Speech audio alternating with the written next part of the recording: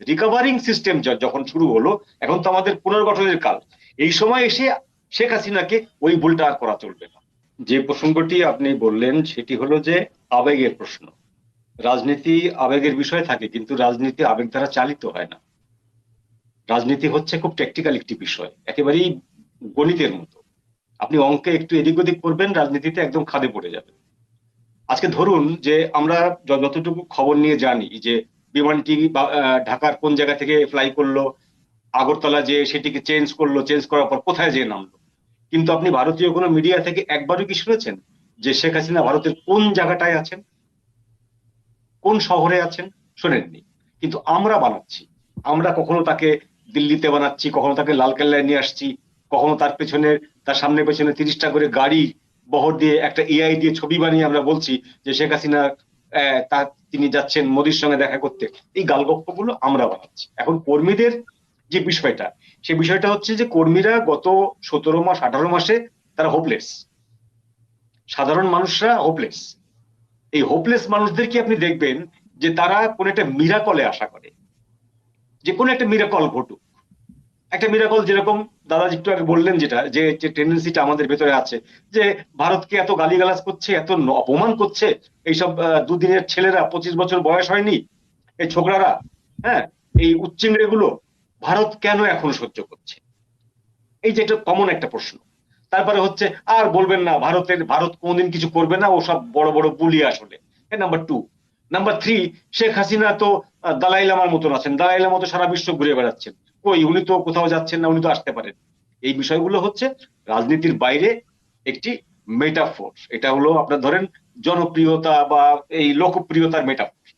রাজনীতি কিন্তু এই জায়গাটায় না। রাজনীতি হচ্ছে একেবারে গভীর সমীকরণের বিষয়। আমরা এমন একটা অবস্থায় আছি যে জায়গাটায় যে ব্যক্তিটাকে কেন্দ্র করে বাংলাদেশের ভবিষ্যৎ নির্মিত হবে বলে মনে করা হচ্ছে, সেই ব্যক্তিটাকে নিয়ে কোন ধরনের একটি ঘটনা, কোন ধরনের সামান্যতম বিচ্যুতি ঘটানো যাবে না। এখন সেইটা যে এত গভীরভাবে ভারতীয় কর্তৃপক্ষ বিবেচনা করছে এবং বিবেচনা করে সেইভাবে তারা পদক্ষেপ নিচ্ছে, সেই জন্য আমাদের উচিত ভারতীয় কর্তৃপক্ষের কাছে কৃতজ্ঞতা স্বীকার করা যে আমরা যেটা পারিনি সেটা ভারতীয় কর্তৃপক্ষ, ভারতীয় সরকার শুধু না, ভারতীয় অল পার্টিস। আমরা জানি এটা যে এটা শুধুমাত্র এনডিএ গভর্নমেন্ট না। শেখ হাসিনার ভারতে অবস্থানের ব্যাপারে সমস্ত পার্টির ইতিবাচক মতামত আছে।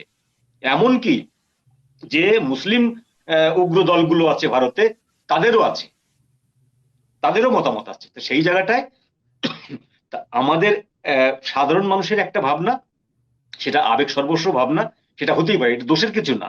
আমি বলছি না এটা দোষের।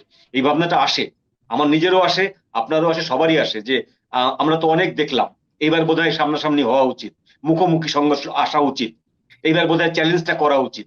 কিন্তু না, একেবারে সঠিক সময়ের জন্য অপেক্ষা করা এবং সঠিক সময় কোনটি সেইটা নিরূপণ করতে পারা, এইটা হলো রাজনৈতিক বিচক্ষণতার পরিচয়। এই বিচক্ষণতা শেখ হাসিনা 5ই আগস্টের আগে দিতে পারেননি বলেই তিনি পরাজিত হয়েছিলেন। যাদেরকে বিশ্বাস করতে নেই তাদেরকে বিশ্বাস করেছিলেন।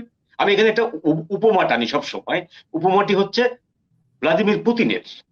ভ্লাদিমির পুতিন একটা ইডিওলজি ফলো করেন, সেটা হলো খুব কম সংখ্যক মানুষকে বিশ্বাস করতে হয়, খুব বেশি সংখ্যক মানুষকে বিশ্বাস করতে হয় না।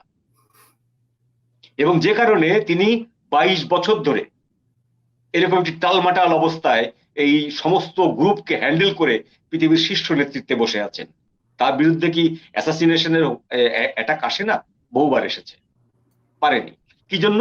যে তিনি অধিক সংখ্যক মানুষকে বিশ্বাস করেন না। তো আমাদের যেটা হয়েছিল যে শেখ হাসিনা যাদের উপর বিশ্বাস রাখার দরকার ছিল না তাদের উপর রেখেছিলেন, তাই তার পতন হয়েছিল। এখন যদি এসে আবার রিকভারিং সিস্টেম যখন শুরু হলো, এখন তো আমাদের পুনর্গঠনের কাল, এই সময় এসে শেখ হাসিনাকে ওই ভুলটা আর করা চলবে না, আওয়ামী লীগকে ওই ভুলটা করা চলবে না। তাহলে বাংলাদেশ যে খাদে পড়েছে সেখান থেকে আর কখনো উঠে আসতে পারবে না, বরং আরো তলিয়ে যাবে। সেই জন্য আমি মনে করি যে যারা মুক্তিযুদ্ধের পক্ষের বা আওয়ামী লীগের লোক, তাদের এই আবেগটাকে সম্মান রেখেই বলি, এই আবেগটা আছে, কিন্তু এর থেকে বড় জিনিস হচ্ছে যুক্তিসঙ্গত বিশ্লেষণ করা এবং সঠিক সময়ে সঠিক কাজটি করা। ধন্যবাদ। জি, ডক্টর নুরুন নবী, দেখুন এই যে একতরফা নির্বাচনের আর বেশি দিন বাকি নেই, মাত্র 2 সপ্তাহেরও কম সময় বাকি আছে। হ্যাঁ, তো এই সময়ের মধ্যে আওয়ামী লীগ কি কোন কার্যকর ভূমিকা রাখতে পারবে? এবং ধরেন আন্তর্জাতিক অঙ্গনে যে মনোভাবটি আমরা দেখতে পাচ্ছি, সেটি কি তাদের পক্ষে আদৌ পরিবর্তন করা সম্ভব হবে? আপনার এই প্রশ্নের আগে আমি একটু মন্তব্য করতে চাই।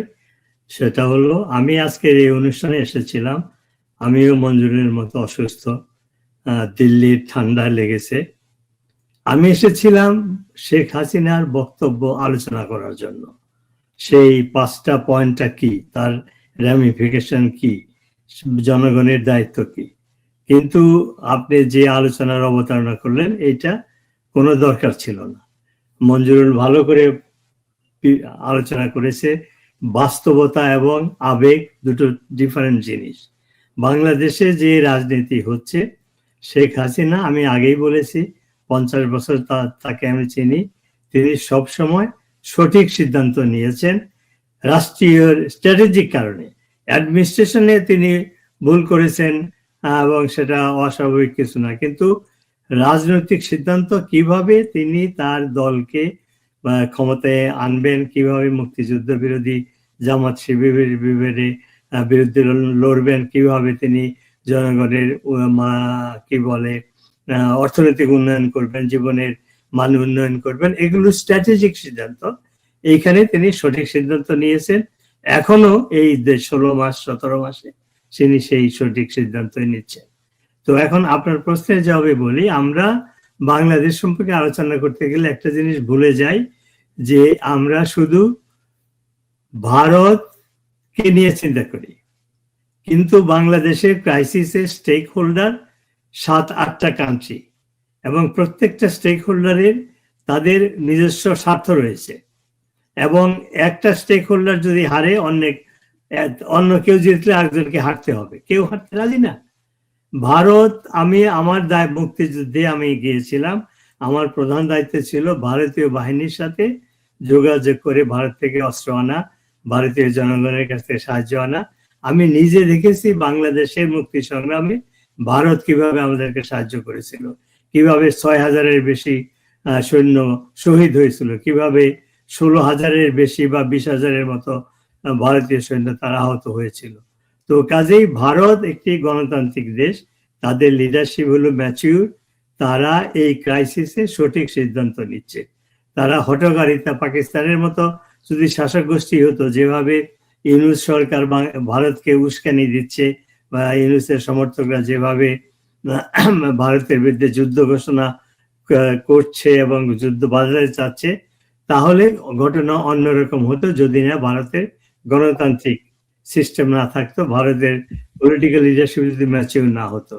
তো কাজেই আমরা যেটা আশা করি যে ভারত আমাদেরকে ক্ষমতায় বসিয়ে দিবে, সেটা ভারতের পক্ষে সম্ভব না। কারণ ভারতকে ডিল করতে হচ্ছে তাদের আমেরিকার সাথে, চায়নার সাথে, আরো স্টেক হোল্ডার রয়েছে পাকিস্তান, বার্মা, তো মিডল ইস্টার্ন কান্ট্রিজ, কাতার, টার্কি। আমরা শুনতে পাচ্ছি টার্কি একটি মুসলিম কান্ট্রি, সে বাংলাদেশে অস্ত্র পাঠাচ্ছে, বাংলাদেশে সন্ত্রাসীদেরকে ট্রেনিং দিচ্ছে। এটা তো হওয়ার কথা না। তো কাজেই শেখ হাসিনাকে সিদ্ধান্ত নিতে হচ্ছে, ভারত সরকারকে সিদ্ধান্ত নিতে হচ্ছে সমস্ত কিছু বিবেচনা করে। এবং আমার দৃঢ় বিশ্বাস, শেখ হাসিনার যে ইতিহাস, ভারতের যে ইতিহাস, তারা সঠিক সময়ে সঠিক সিদ্ধান্ত নিবে। এই মুক্তিযুদ্ধ বিরোধী শক্তি, তাদের পরাজয় হবেই। এই মৌলবাদী সন্ত্রাসী তারা দুনিয়ার কোথাও সাকসেসফুল হয় না, বাংলাদেশে হবে না। আর এই মৌলবাদী সন্ত্রাসী বা ইউনূসের যে সমর্থক, যে দেশটি নাম না বললেও আপনারা সবাই চিনেন, তারা আফগানিস্তানে ব্যর্থ হয়েছে, তারা ভিয়েতনামে ব্যর্থ হয়েছে, তারা ইরাকে ব্যর্থ হয়েছে, তারা ইরানে ব্যর্থ হয়েছে, তারা লিবিয়াতে ব্যর্থ হয়েছে, ইয়েমেনে ব্যর্থ হয়েছে। তারা বাংলাদেশে ব্যর্থ হবে, কিন্তু তাদের নিজের স্বার্থের জন্য তারা সর্বাত্মক চেষ্টা করবে বাংলাদেশ ধ্বংসের হয়ে যাক, বাংলাদেশ বঙ্গোপসাগরে তলিয়ে যাক। They will not care. তারা জানে রেজাল্ট কি হবে, কিন্তু তারপরে তাদের মটো হলো যে তারা চেষ্টা করবে। তো এই অবস্থার মধ্যে শেখ হাসিনাকে, বাঙালি জাতিকে, বাংলাদেশের মুক্তিযুদ্ধের পক্ষের জনগণকে, তার তার তৃণমূল কর্মী এবং নেতাদেরকে নেতৃত্ব দিতে হচ্ছে, চিন্তা করে যে ভারত আমাদেরকে সাহায্য করেছিল, সেই ভারত আমাদের পাশে রয়েছে, কিন্তু তাদেরও জাতীয় স্বার্থ রয়েছে। তো এই সমস্ত বিবেচনা করে আমরা বলতে পারি না যে বিদেশি কোনো শক্তি, সে ভারতই হোক বা অন্য কেউ হোক, আমাদেরকে ক্ষমতায় বসিয়ে দিবে। আমাদের জনগণকে উজ্জীবিত করতে হবে, যেটা শেখ হাসিনা প্রতি সপ্তাহে নির্যাতিত কর্মীদেরকে বক্তৃতা দিয়ে, সান্ত্বনা দিয়ে তাদেরকে বাঁচিয়ে রেখেছেন, তাদের আশাকে এখনো জীবিত রেখেছেন। আমার দৃঢ় বিশ্বাস ভারত এবং শেখ হাসিনার যৌথ কি বলবো, সঠিক নেতৃত্বে, সঠিক সিদ্ধান্তে বাংলাদেশে মৌলবাদীদের পরাজয় হবে, বাংলাদেশে মুক্তিযুদ্ধের চেতনা বাস্তবায়িত হবে। ধন্যবাদ।